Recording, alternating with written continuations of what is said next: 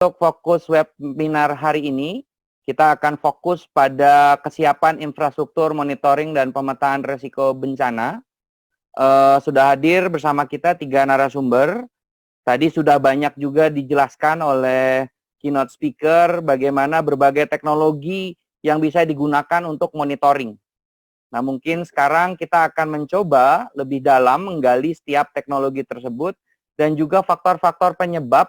Dan bila bisa dimungkinkan nanti pada saat sesi diskusi kita fokus bagaimana partisipasi para pihak dalam ikut serta menjaga kesiapan infrastruktur monitoring dan pemetaan risiko tersebut. Untuk pembicara pertama nanti dari LAPAN, beliau ini Kapus Pajja LAPAN ya, Bapak Dr. M. Rohis Komarudin. Itu akan berbicara mengenai monitoring land subsidence berbasis teknologi radar. Kepada Pak Rohis, kami persilahkan untuk setiap pembicara kita punya waktu maksimum 15 menit untuk paparan dengan total waktu kita untuk sesi ini sekitar 50 menit. Jadi nanti kalau kira-kira sudah kurang 1 menit, 2 menit, saya informasikan. Demikian, silakan Pak Rohis. Baik, terima kasih Pak Ferdinand. Assalamualaikum warahmatullahi wabarakatuh. Selamat siang, salam sejahtera bagi kita semua. Syukur Alhamdulillah, terima kasih Pak Panitia telah memberikan kesempatan kepada saya untuk menyampaikan beberapa hasil kegiatan pemantauan yang sudah kami lakukan dengan menggunakan teknologi interferometric radar (SAR). Tadi sudah disebut oleh Pak Arief Safei bahwa ini adalah salah satu teknologi yang bisa digunakan untuk memantau land subsidence atau penurunan muka tanah. Mohon izin saya share screen, sudah tampak ya. Jadi saya hanya akan menyampaikan terkait hasil pemantauan penurunan muka tanah atau land subsidence di beberapa kota besar di Pulau Jawa berdasarkan data satelit penginderaan jauh. Ini adalah hasil tim penelitian dan pengembangan land subsidence di Pusat Pemanfaatan Penginderaan Jauh. Jadi ini adalah hasil tim yang sudah dilakukan kegiatannya selama dari bulan Januari sampai bulan September. Dalam pelaksanaannya kami selalu teman-teman di Bappenas karena ini termasuk major project bagaimana kita bisa mengidentifikasi penurunan muka tanah di Pantura Jawa. Tadi Pak Arief Safei sudah menyampaikan definisi dan lebih lengkap penyebab dan sebagainya. Saya mungkin sedikit mengulang sedikit bagaimana terkait dengan land subsidence. Land subsidence adalah fenomena alam menurunnya permukaan tanah yang banyak terjadi di kota-kota besar yang berdiri di atas lapisan sedimen permukaan tanah. Dari berbagai studi ini dapat diketahui bahwa terdapat beberapa faktor penyebab penurunan muka tanah, antara lain adalah eksploitasi air tanah, yaitu mungkin adanya penurunan karena akibat beban bangunan. Jadi kalau ada eksplosif tanah, kemudian beban bangunan banyak terdapat di situ, kemudian tanah menjadi turun. Ada penyebab yang lain adalah terkait dengan alami, misalnya lapisan tanah, gaya tektonik, tanah lunak, dan juga lain-lain. Yang kami gunakan adalah menggunakan teknologi penginderaan jauh yang dapat memudahkan pengamatan perubahan lingkungan seperti permukaan land subsidence. Karena biasanya penginderaan jauh itu terdiri dari 2 sensor optis dan radar, karena yang optis itu biasanya terkendala oleh awan dan juga karena dia memanfaatkan data gelombang elektromagnetik yang dipantulkan dari cahaya matahari, sehingga agak susah untuk bisa mengidentifikasi bagaimana penurunan muka tanah.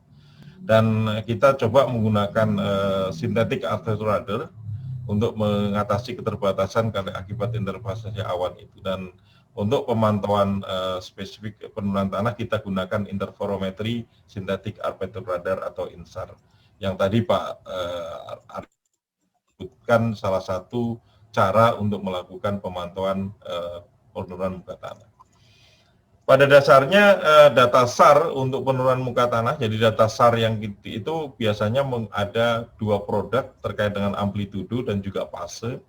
Yang amplitudo itu adalah backscatter image, yang biasanya digunakan untuk perubahan land use land cover atau perubahan objek. Kalau yang fase interferometri SAR ini kita bisa gunakan untuk penurunan muka tanah atau pengangkatan tanah. Dan untuk melakukan pemantauan ini perlu dilakukan oleh dua set data. Jadi data tidak bisa pakai satu data, harus ada dua data multitemporal yang misalnya hari ini dan kemudian atau 2 bulan ke depan itu bisa kita identifikasi bagaimana perubahannya. Jadi syarat untuk melakukan analisis ini adalah menggunakan dua data SAR. Nah, ini adalah diagram alir, jadi metode yang digunakan, kami menggunakan data Sentinel-1 dengan rentang perekaman setiap tahun selama 5 tahun untuk setiap kota. Jadi inputnya adalah data Sentinel-1, kemudian proses dilakukan koreksi geometri, koreksi nilai dB, dan juga menghilangkan noise serta unwrite path dan juga untuk mendapatkan nilai displacement. Kemudian setelah tersebut outputnya adalah informasi land subsidence rata-rata dalam rentang waktu 5 tahun. Ini data yang kami gunakan untuk DKI Jakarta rentang waktu dari tahun 2015 sampai 2020. Kemudian ini setiap tahun kami coba lakukan analisis dengan data Sentinel-1 dari ESA dan juga Pustek Data 8, juga ada Terasar. Kemudian untuk Kota Bandung dan sekitarnya sama, kita menggunakan data dari 2015 sampai 2020, dan ini juga menggunakan data Sentinel-1 dan juga Terasar X. Yang Kota Cirebon juga sama, kami menggunakan rentang tahunnya adalah 2015 sampai 2020 dengan data Sentinel-1. Kemudian untuk Kota Pekalongan, tadi Pak Arif Syafi'i menyatakan mertuanya adalah orang Pekalongan. Kalau saya lahir di Pekalongan, Pak. Dan ini sangat saya concern sekali. Beberapa kali kami mengadakan diskusi terkait dengan ROP yang ada di Pekalongan, dan memang salah satu faktor utama penyebab meluasnya ROP di Pekalongan adalah terkait dengan penurunan muka tanah ini. Dan kami juga menggunakan ini untuk yang sama sampai 2020 dan menggunakan data Sentinel-1 dan juga Terasar. Untuk Kota Semarang juga sama data yang kita gunakan, dan juga di Kota Surabaya dan sekitarnya juga kami gunakan data Sentinel-1 dan juga Terasar X pada rentang tahun 2015 sampai 2020. Ini adalah hasil dari land subsidence di DKI Jakarta dan sekitarnya di tahun 2015 sampai 2016. Kita coba analisis tadi perubahan setiap tahunnya. Koheren adalah nilai perbedaan antara tahun 2015 dan 2016, yang semakin hitam ini adalah semakin menunjukkan ada perubahan. Kemudian ada nilai fase adalah semakin rapat dan juga semakin berulang, ini ada menunjukkan perubahan perubahan. Kemudian juga kita dapatkan nilai displacement-nya, bagaimana penurunan muka tanahnya. Tapi ini masih perlu dikoreksi lagi untuk mendapatkan real land subsidence untuk Kota Jakarta. Kami juga analisis untuk 2016-2017, hasilnya begini, kemudian 2017-2018 juga kami lakukan, 2018-2019 juga dilakukan, 2019 sampai 2020 juga dilakukan. Dan akhirnya kami mendapatkan nilai land subsidence rata-rata di DKI Jakarta dan sekitarnya di tahun 2015 sampai 2020 ini bervariasi antara 0,1 sampai 8 cm per tahun. Dan keunggulan data citra satelit adalah kita bisa menunjukkan spasial lokasinya, karena dia sudah datanya spasial, tidak perlu lagi interpolasi, tidak perlu lagi kalau kita titik biasanya kita perlu melakukan interpolasi, tetapi dengan data satelit ini kita bisa langsung menunjukkan informasi spasial di mana land subsidence itu terjadi. Dan warna biru sampai merah ini menunjukkan legenda dalam meter per tahun. Jadi yang warna merah ini adalah kalau kita konversi ke sentimeter adalah 2 sampai 8 cm di sini, sekitar ini. Dan ini adalah menunjukkan nilai land subsidence di kota Jakarta. Hal yang sama juga kami lakukan untuk kota Bandung. Jadi kami lihat koherennya, fasenya, kemudian juga bagaimana di displacement-nya. Ini juga kami lakukan per tahun. Kemudian kita juga menghasilkan nilai land subsidence di kota Bandung. Ini antara lebih rendah dibandingkan dengan DKI Jakarta karena di Bandung kisaran 1 sampai 4,3 cm per tahun untuk land subsidence. Secara spasialnya sudah bisa tergambar di gambar ini, dan di mana lokasi terjadi penurunan muka tanah juga bisa kita lihat dari legenda yang ada. Kemudian warna-warna tersebut menunjukkan berapa tingkat penurunan muka tanah di daerah tersebut. Untuk kota Cirebon juga kami lakukan hal yang sama. Kita monitoring per tahun, bisa kita hitung bagaimana koheren, fase, dan displacement-nya. Kita lakukan per tahun dari 2015 sampai 2020, dan kami juga menghasilkan nilai penurunan land subsidence rata-rata di Cirebon itu antara 0,28 cm sampai 4 cm per tahun. Dan ini juga salah satu keunggulan dari data adalah kita bisa menggambarkan bagaimana secara spasial informasi penurunan muka tanah, dan kita bisa lihat di mana lokasinya. Kalau kita bagian di overlaykan dengan batas administrasi, kita tahu di mana lokasi desa, kecamatan, dan sebagainya. Oke, untuk Kota Pekalongan juga kami lakukan analisis juga per tahun, dan kita menghasilkan untuk yang Pekalongan itu antara 2,1 sampai 11 cm. Tadi Pak Arief Syafi juga menyebutkan dengan data course-nya ada sekitar 11,4 ya cm per tahun. Ini hampir sama, relevan dengan hasil kami, dan ini variasinya antara 2,1 sampai 11 cm. Bahkan kalau dilihat dari perbandingan dengan kota Jakarta, ini variasinya lebih tinggi dibandingkan dengan kota Jakarta.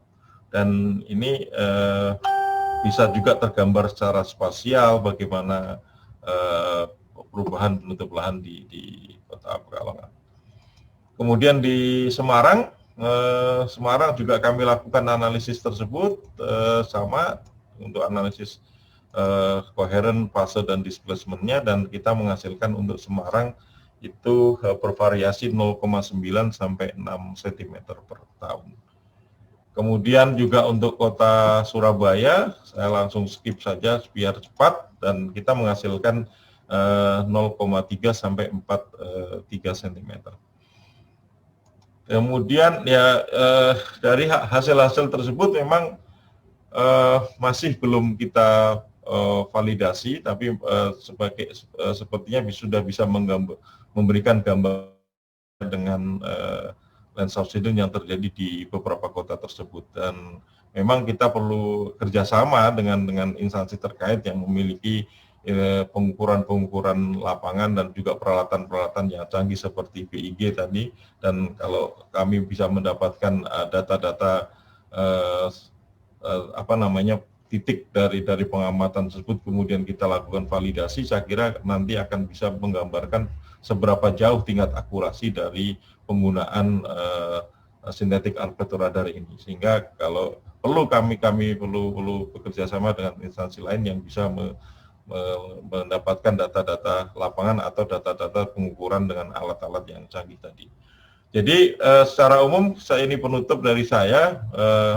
Mudah-mudahan waktunya masih cukup, bahwa teknologi penginderaan jauh dapat digunakan untuk pengamatan perubahan lingkungan seperti pemantauan land subsidence data satelit synthetic aperture radar, kemudian pemantauan juga dengan pendekatan interferometri SAR, dan kami di Lapan sudah menganalisis untuk 6 kota di DKI Jakarta, Kota Bandung, Kota Cirebon, Kota Pekalongan, Kota Semarang, dan Kota Surabaya. Ini menunjukkan variasi penurunan rata-rata permukaan tanah itu berbeda-beda. Dan ini bisa kami simpulkan untuk sementara hasil penurunan permukaan tanah di 6 kota di Pantura Jawa itu adalah di DKI Jakarta itu berkisar 0,1 sampai 8 cm per tahun, Kota Bandung itu berkisar antara 0,1 sampai 4,3 cm per tahun, Kota Cirebon itu berkisar antara 0,28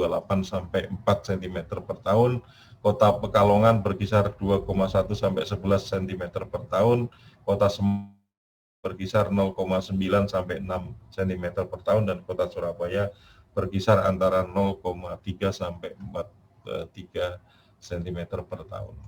Demikian Pak Ferdinand yang dapat saya sampaikan hasil pemantauan penurunan muka tanah di 6 kota di Pantura Jawa, dan ini mungkin bisa memberikan gambaran terkait dengan bagaimana data satelit penginderaan jauh khususnya synthetic aperture radar dan juga interferometric SAR tadi bisa kita gunakan untuk pemantauan perubahan muka tanah di beberapa wilayah di Indonesia.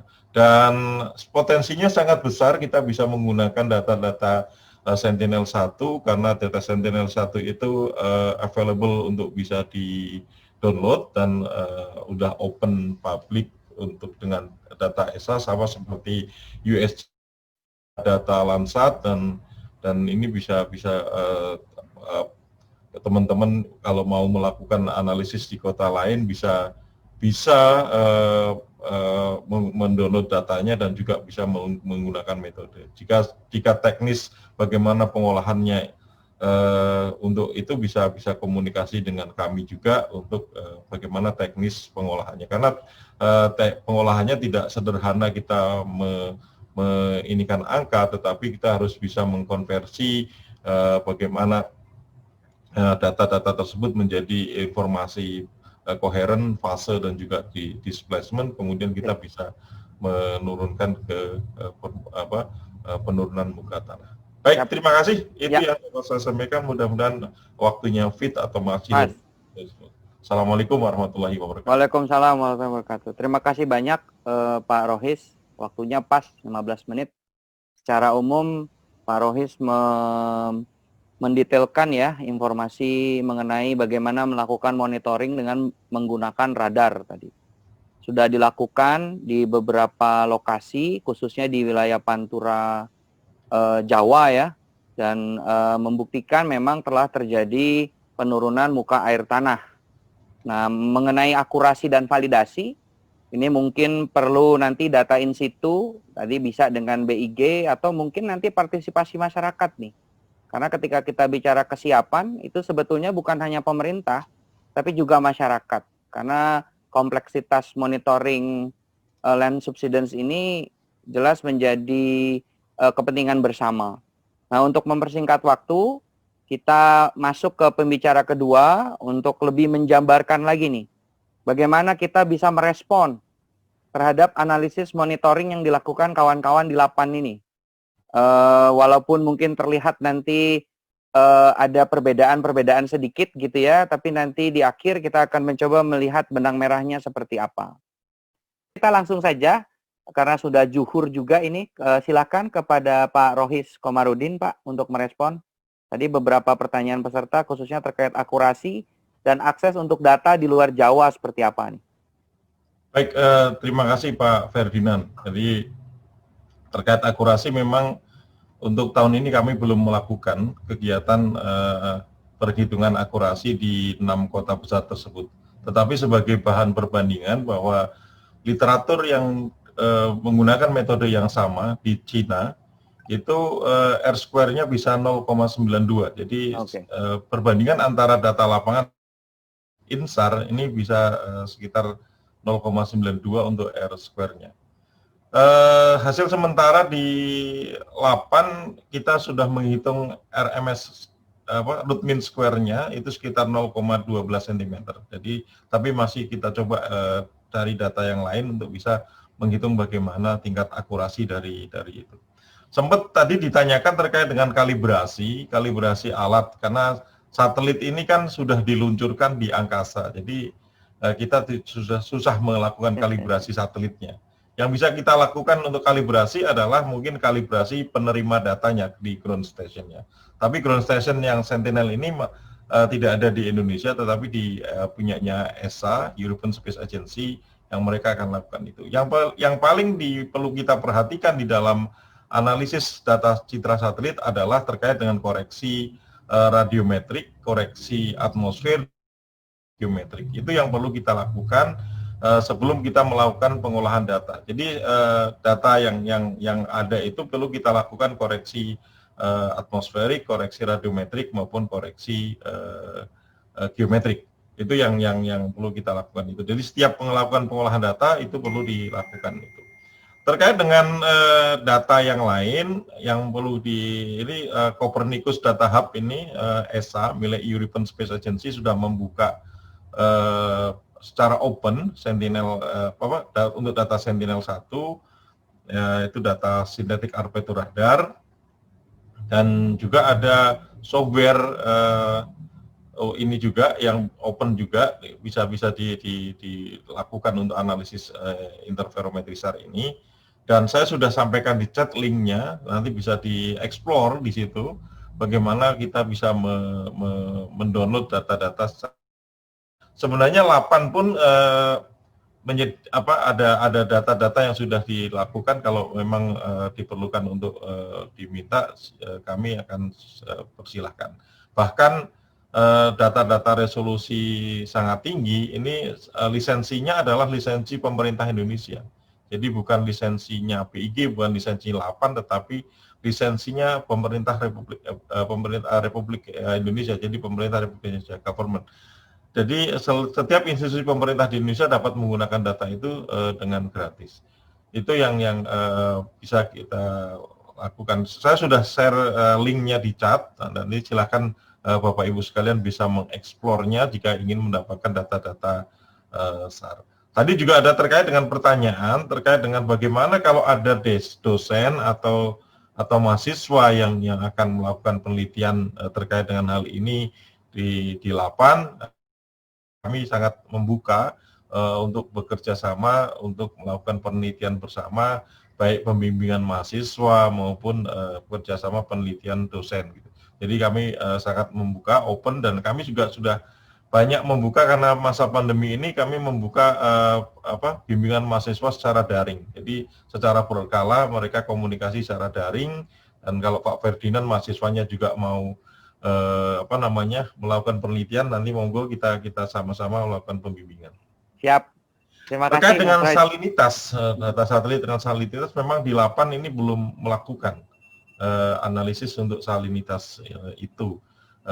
Tetapi kami sedang melakukan analisis untuk kualitas air laut, bagaimana tingkat sedimentasinya dan juga muatan padatan tersuspensinya atau MPT, itu juga sedang kita hitung analisis dengan data citra satelit. Profil bisa diturunkan dari data satelit, suhu permukaan laut juga bisa diturunkan dari data satelit, bahkan zona potensi penangkapan ikan itu juga bisa dihitung dengan data satelit, di mana lokasi-lokasi berpotensi ikan itu bisa kita hitung dengan citra satelit. Memang citra satelit ini punya kelebihan dan juga punya keterbatasan. Jadi yang mungkin harus kita pahami bersama, kita harus memahami bagaimana keterbatasannya, kita juga harus memahami bagaimana keunggulan dari citra satelit tersebut. Siap. Ada lagi ya enggak Pak Ferdinand? Cukup Mas. Terkait dengan tadi Pak dari BIG yang terkait dengan land subsidence menyebabkan ROP, ini hasil riset kami Pak. Memang kami simulasikan kalau terjadi land subsidence bagaimana, kemudian kalau tidak terjadi land subsidence, ternyata memang luasan ROP itu akan meluas jika subsidence-nya tinggi. Jadi itu yang menjadi handle saya. Dan Dan kalau kita lihat bandingan dengan sea surface level tinggi permukaan lautnya tidak begitu banyak signifikan terkait dengan itu, dan itu yang mungkin jadi kajian utama terkait dengan selain land subsidence di Pekalongan itu memang ada perubahan beting gisik yang masif yang digunakan untuk lahan tambak. Jadi ada dua faktor utama tadi yang menyebabkan rob di Pekalongan menjadi lebih luas. Dan itu yang hasil kajian kami di tahun 2018-2019, ada dua faktor yang menyebabkan, yang menjadi trigger. Jadi adanya hilangnya beting gisik dan juga terkait dengan land subsidence. Memang kalau kita diskusi tadi kayak ayam dan telur, memang ya itu kita perlu kita buktikan di lapangan juga. Ya. Terima kasih Pak. Siap, terima kasih Pak Rohis. Selanjutnya